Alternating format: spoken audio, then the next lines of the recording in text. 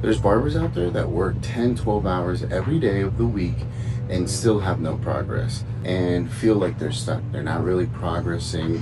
And that's kind of just been an industry standard for a long time. If you're a barber that's been working insane amount of hours, super late into the night, and still feel like you don't really have a career progress, I'm going to give you something that will help you set more infrastructure around that. Most barbers judge their success based on how they feel, not whether they're tracking metrics.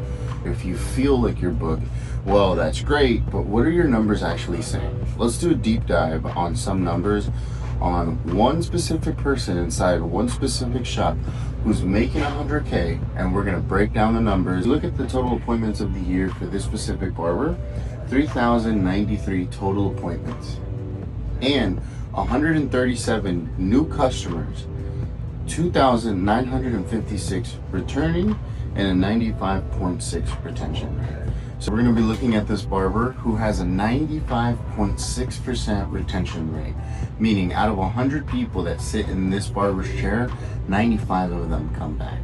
So if you're trying to figure out how to get to 100K and you don't have a 90% retention rate, either A, you're not even tracking it, so you don't even know where your retention rate is, or B, if you do know where your retention rate is, if it's under 90%, then that means you need twice as much customers as someone who has a better retention rate. If we look at the year-over-year data between 2024 new customer acquisition and 2025 new customer acquisition, this one barber had almost a 9% increase in new customers.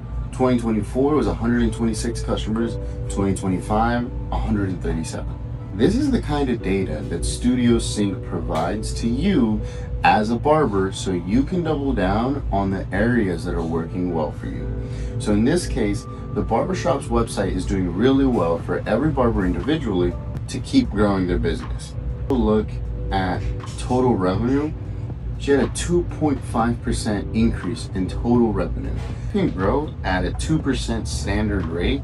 That's what most corporate America is growing at. Now, I understand most barbers want to be making hundreds of thousands of dollars and they don't want that 2% raise. Well, if you're not tracking any numbers, it doesn't matter what you want, it matters what you track.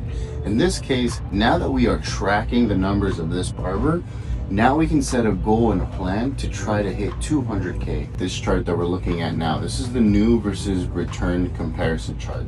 This is really going to show you how much new clients and how much your returning clients are affecting you on a month-to-month basis.